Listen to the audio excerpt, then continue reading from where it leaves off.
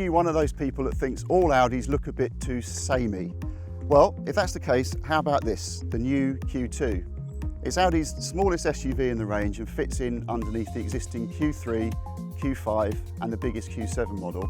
As you'd expect, it comes with a range of petrol and diesel engines, and the one we got here is the smallest diesel in the range. It's the 1.6 litre with 114 brake horsepower, and Audi's hoping that's going to be a popular choice in the UK based on the fact it's got 114 grams per kilometre of CO2, which gives you a low 22% benefit in kind for company car drivers.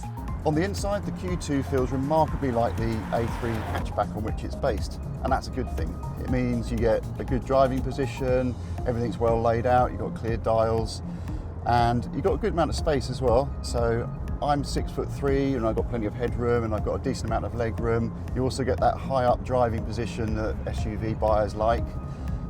Things are a little tighter if you're sat in the back, so something like a BMW X1 will offer you a bit more leg room.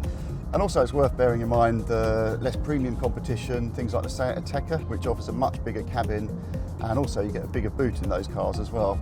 So the Q2 is reasonable. You can still fit a fold-up buggy, but definitely doesn't offer as much space as a class best. And you have to say, it's very well finished in here. It's typical Audi quality, so the dashboard materials look and feel really nice. The switches have a nice click when you press them.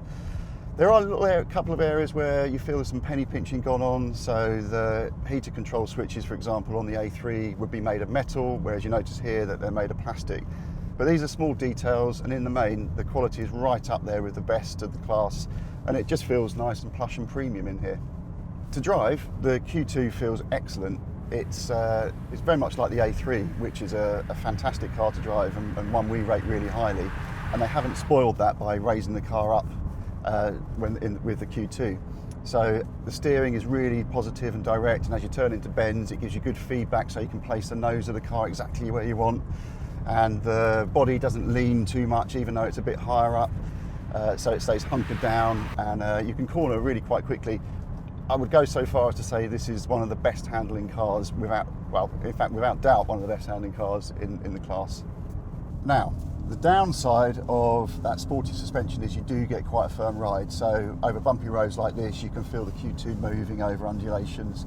And if you happen to hit a pothole, it will send a bit of a jolt through the cabin. But having said that, it does stay on the right side of comfortable. This 1.6 litre diesel engine offers reasonable performance without ever feeling particularly brisk. So if I put my foot down now, it picks up nicely from 1500 RPM, and it gives you good real world performance. But if you're looking for something a bit quicker, then go for the 1.4 148 brake horsepower petrol, or even the 2 litre diesel. And both of those would be a bit smoother too, because this one does get a bit grumbly when you start to accelerate in the gears. The car we're in is the entry-level SE trim, and it comes reasonably well equipped. So you get air conditioning and also, importantly, emergency automatic city braking, which is really good because if the car in front puts its brakes on and you don't see it, it should do an emergency stop for you and prevent you from hitting it.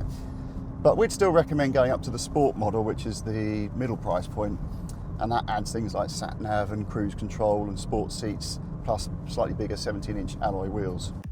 So there you have it. It's only been a brief look at the new Audi Q2, but it's enough for us to gauge a few pointers, like the fact it's got a great looking interior and really sporty dynamic handling. Our favourite SUV is still the Seat Ateca. So it hasn't got the badge appeal of the Q2, but it does have significantly more interior space, and it's worth bearing in mind you can have exactly the same 1.6 litre diesel engine in the Ateca as you can in the Q2, but for a lot less cash. But for more information on all the cars we've mentioned, and obviously the Q2, go to whatcar.com and have a look at our reviews.